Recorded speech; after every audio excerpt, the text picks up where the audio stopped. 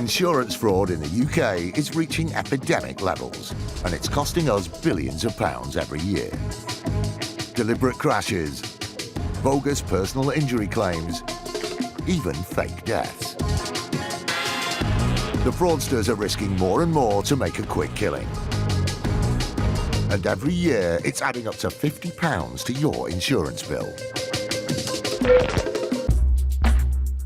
Insurers are fighting back, armed with covert surveillance systems. The CCTV cameras are the best tool we've got in our fight against fraud.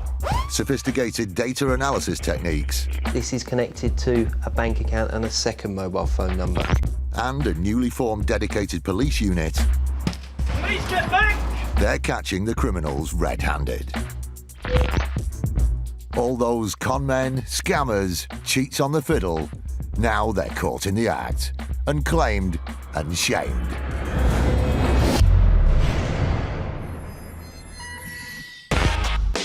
Today, a specialist police fraud unit is on the hunt for fake pet insurance claims. A crash for cash gang pick a big victim.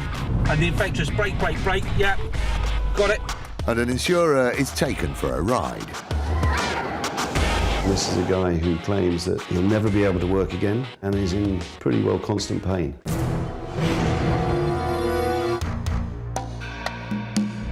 All of these collisions are crash for cash attempts. Crash for cash is a term given to collisions executed in order to make money from motor insurance policies. And it's rife. A recent poll found that 5% of drivers under the age of 35 have staged an accident in order to make a fraudulent insurance claim.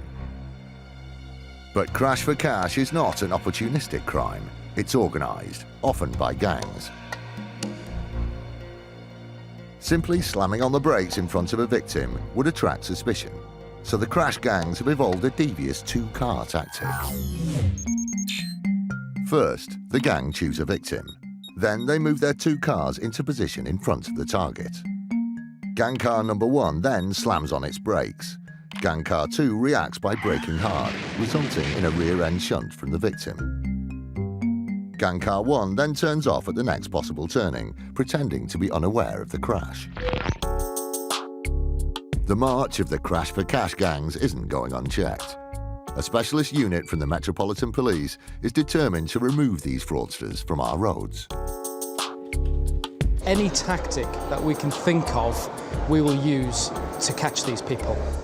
One of the unit's most powerful tools is video surveillance. Both vehicles now in the offside lane of 2. It's September 2007. A crash for cash gang is being filmed on the A41. The gang is setting up a grocery van for a smash. Yes, it's the offside lane towards the Mike 25. And the gang didn't randomly pick the grocery van as a victim. They chose it because it's a fleet vehicle. The reason for choosing a fleet vehicle is that they're insured, and that's what they're interested in. They're interested in whoever hits them is insured, so they can maximise their claim and not be worried about being run into by a non-insured driver. The gang move in on the innocent van driver. Car number 1 is about to slam on its brakes, forcing car 2 to react. Yes, it's the offside lane towards the Mike 25. And the infectious brake, yeah, got it. Yeah. Car 1, the decoy, has driven off, leaving car 2 to make the claim against the innocent grocer. Yeah, the lorry's now just gone into the back of the Jaguar. And have obtained. We have obtained. We started looking at this organised criminal gang. Asian male 1 now out of the vehicle, and the subject. This smash was one of 3 claims the gang made, totalling £55,000. Thanks to the video evidence, they didn't keep a penny. All 6 were convicted. The main ringleader receiving some 8 months imprisonment, and the remaining 5 2-year suspended sentences. These fraudsters were off the roads, but the Met Traffic Unit is fighting a constant battle against crash for cash gangs. In the autumn of 2009, the unit discovered another crash gang, and once again a fleet vehicle was the target. It involved three lads who decided to basically create a slam-on in front of a vehicle. The blue car ahead is planning to execute a crash-for-cash manoeuvre. They're not using a decoy car and simply plan to surprise the driver of the fleet vehicle. The van driver falls into their trap. The reason they stated for them to do an emergency stop was because there was a bus stop, and there was a bus at the bus stop, and there was a woman stepping off the bus onto the road, and that was the reason why they stopped. But the fraudsters are out of luck, as the camera fitted to the fleet vehicle reveals the truth of the matter. As you see on the footage, there is a bus stop, but there is no bus, and there certainly isn't a woman stepping onto the road. When I saw the evidence, I thought it was very audacious, and I was very surprised that someone could be so blatant just to slam on for no apparent reason in the middle of a busy junction on a busy road, with no regard whatsoever to the chaos that causes. At Croydon Crown Court, all 3 occupants of the car were found guilty of fraud by false representation, and each sentenced to 3 months imprisonment. A satisfactory outcome for the owners of the fleet vehicle, online grocer Ocado.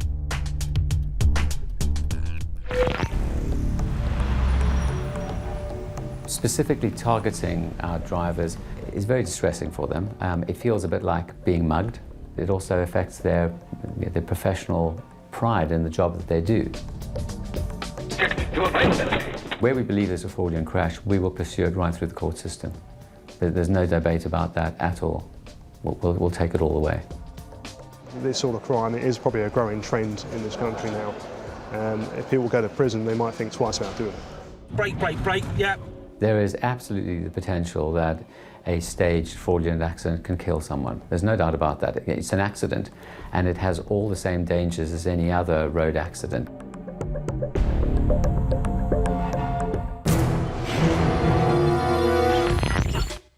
A police unit raids the home of a suspected insurance fraudster. Yeah, okay. A corner shop in Barnsley gets torched. She lied to her family, she's lied to her friends, and she lied to the police about what happened. And a private investigator closes in on a shamed claimer. During the footage, it clearly shows him going up 40, 50 feet high in order to get on a ride. In the fight against the growing problem of insurance fraud, an elite police squad have come together to form IFED, the Insurance Fraud Enforcement Department. Insurance fraudsters are hitting us in our pockets. That's not right. IFED have been set up to combat that problem, and we will do so by making arrests all over the country. This dedicated team works tirelessly to bang up the crooks and con men getting rich off other people's money. If you commit insurance fraud, there's every chance that IFED are going to come knocking on your door and bringing you to justice. Police, don't move, stay where you are! By April 2012, after only 6 months of operating, they had already busted 80 fraudsters, adding up to £12 million of fraud under investigation.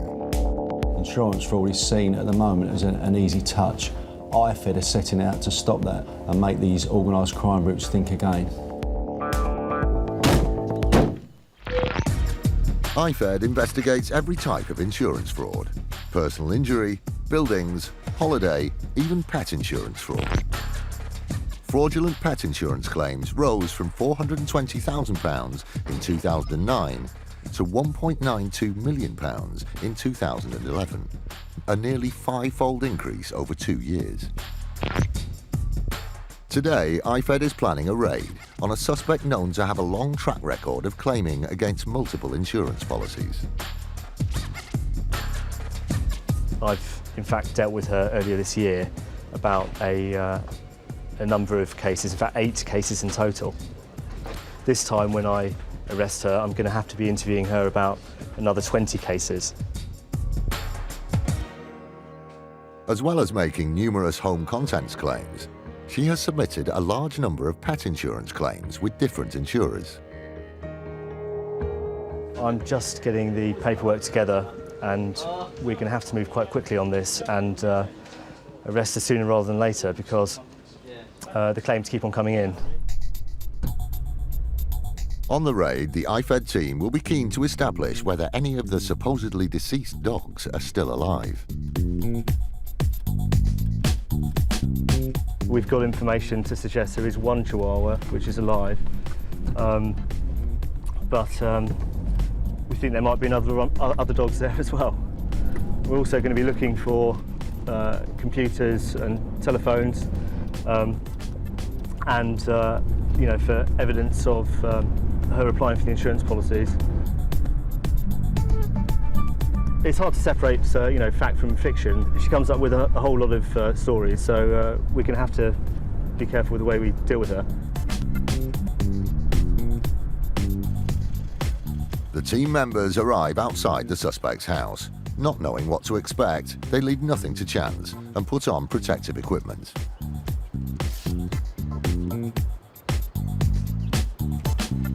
Hello, Alex Cooley. Yeah, we met in January, didn't we?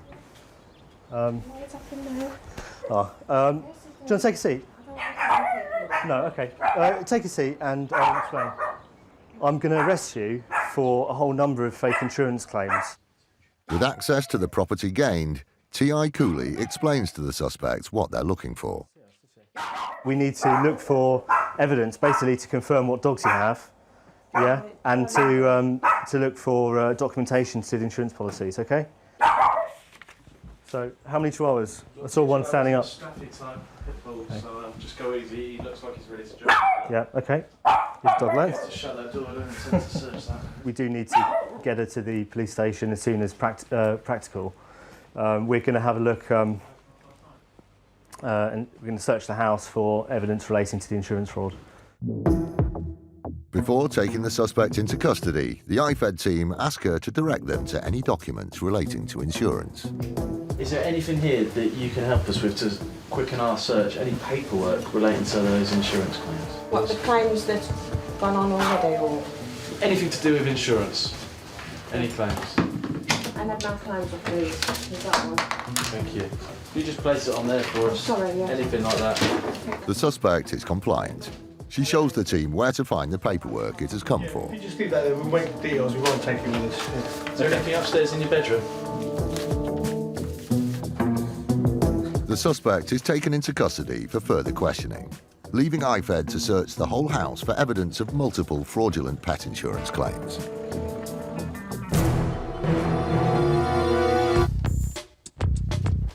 IFED's search for evidence keeps running into little interruptions.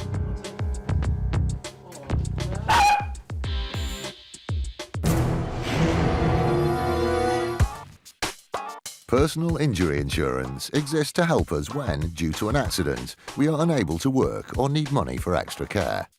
And like motor insurance, it's being abused by dishonest claimants.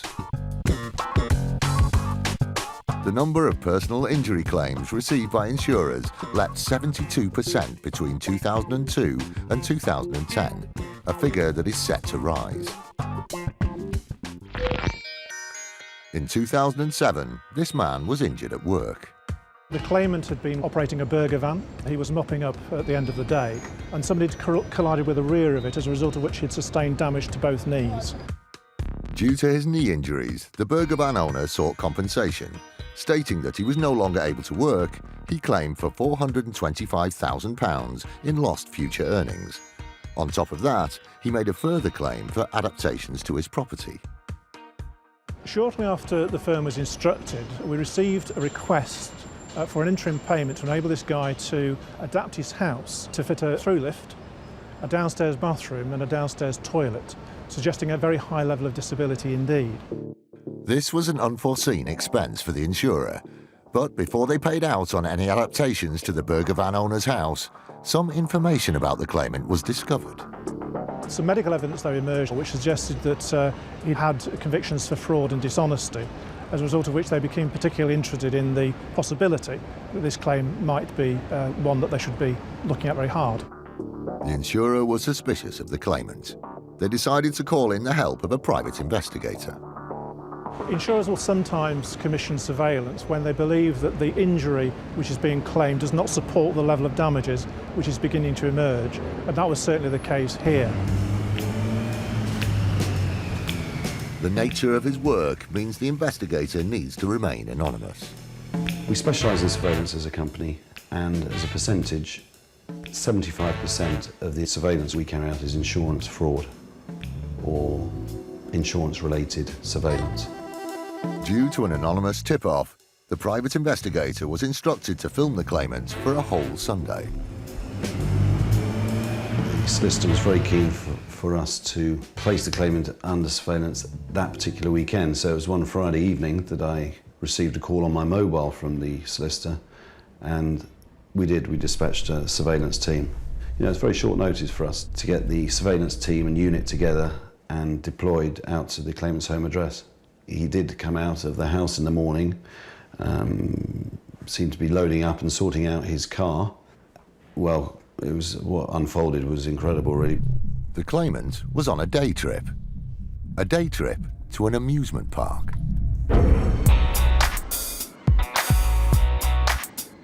After buying himself a ticket, the private investigator entered the park and set about surveying the claimant.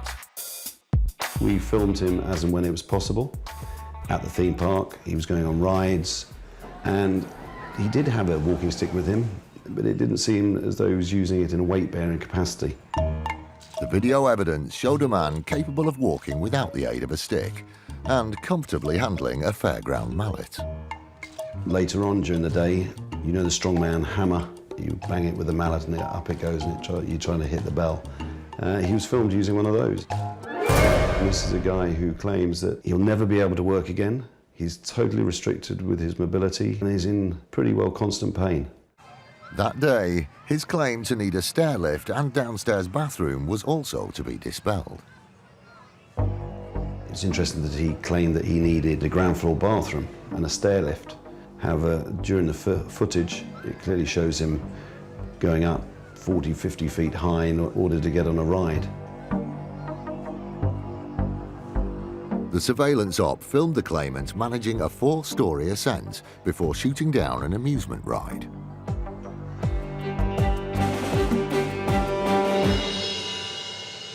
At the end of the day, the camera does not lie, and you can't argue the case. The video footage clearly shows an individual who is exaggerating his symptoms. From the time he left his home address to going back after he'd been to the theme park, he was out for approximately 10 hours of the day. In the face of such overwhelming evidence, the burger van owner had no choice but to accept a vastly reduced payout. The result of all this was that a claim which was originally put at £800,000 settled for a very small fraction of that indeed. In addition to getting his small percentage of what he claimed, there was also a costs order against him. This is another case where I'd be very surprised if the claimant came out any better off than he went in. I would say the general public would think, hang on a minute, I pay huge premiums for my motor insurance, for my household insurance, and they seem to be going up every single year, way above the rate of inflation. And the reason they're going up is because we have become a claim culture. This person's really exaggerating and they're defrauding the system. And as a result of these individuals, our claims are going through the roof.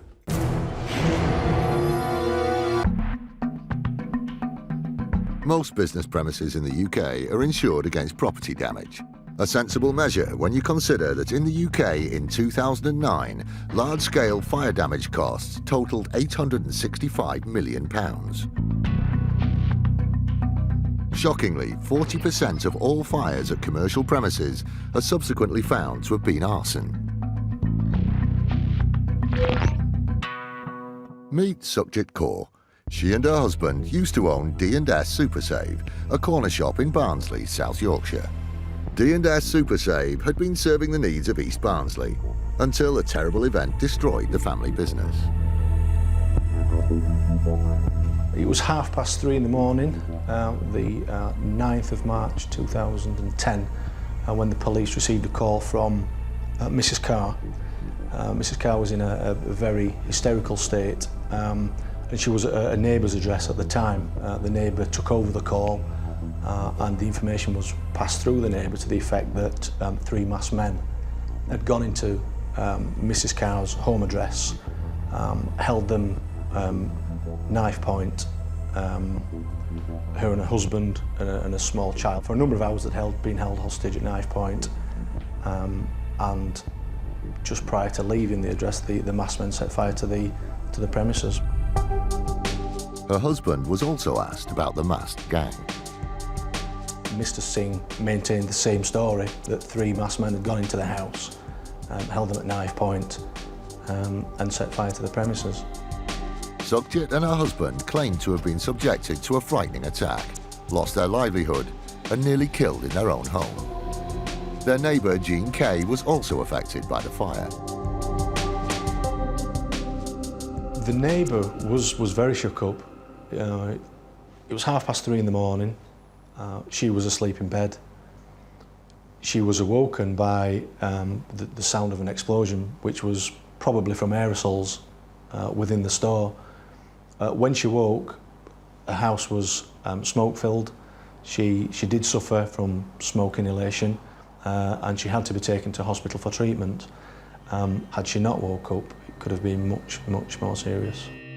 Having survived the ordeal, Mrs. Kaur informed her insurer of the event, submitting a claim for £166,000. With this payout, Sukhjit and her husband could rebuild their business. Their insurer began to process their claim, but soon hit a snag.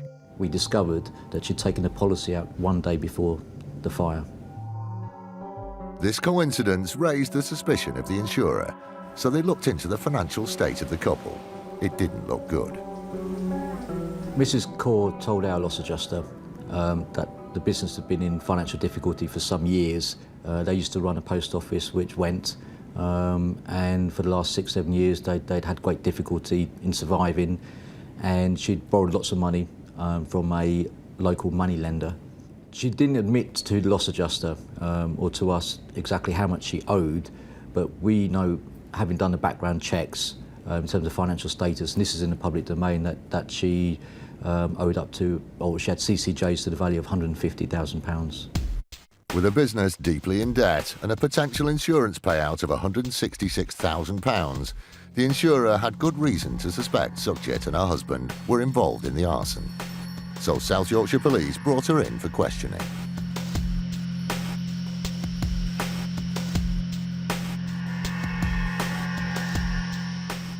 When we first spoke to Mrs. Kaur, she broke down and told us that she was in a lot of debt and that she was involved.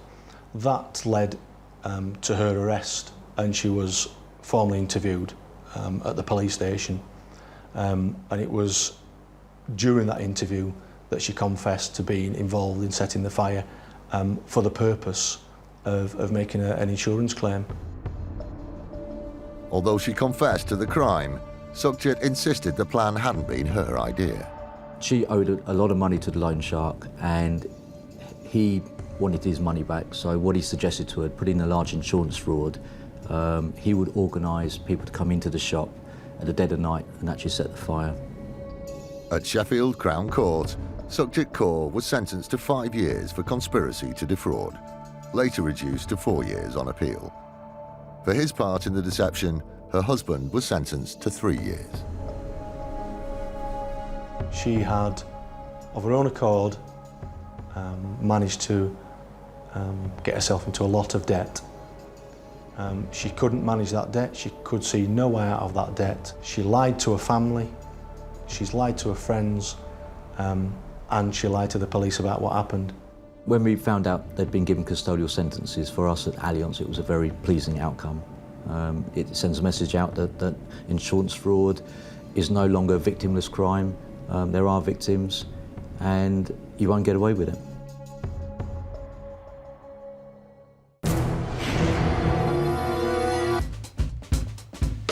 Today, the Insurance Fraud Enforcement Department, IFED, has raided the property of a woman suspected of multiple attempts of pet insurance fraud. She's been taken into custody, leaving the team to search her property for evidence. Her boyfriend has just arrived outside. Oh, the boyfriend's here, right, okay. She's just with a female officer because we're going to be questioning her today in police station. Well, she was dealt with for a number of offences earlier in the year, as you know. Unfortunately, there are offences which have occurred more recently, and some going back over the last couple of years. IFED resumes its search.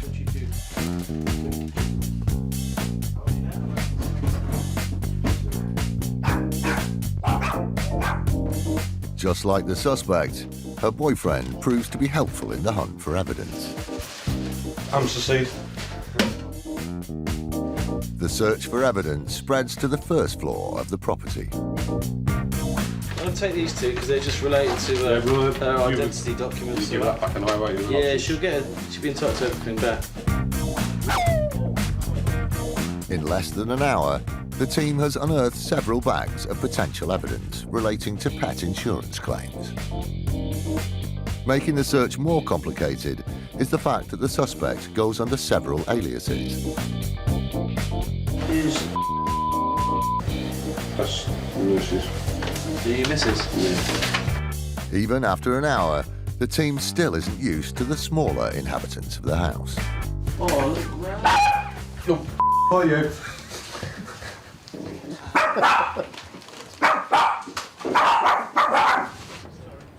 IFED had seen enough. It has a boot full of potential evidence, leaving the team confident of a conviction. It is putting money on everyone's insurance policies because the fraud element is always taken into account by the insurers. So hopefully by arresting the suspect today, we'll make some small contribution towards turning things around, so that hopefully one day insurance premiums can start to come down. If convicted of fraud, the suspect could face a punishing fine and a spell in prison.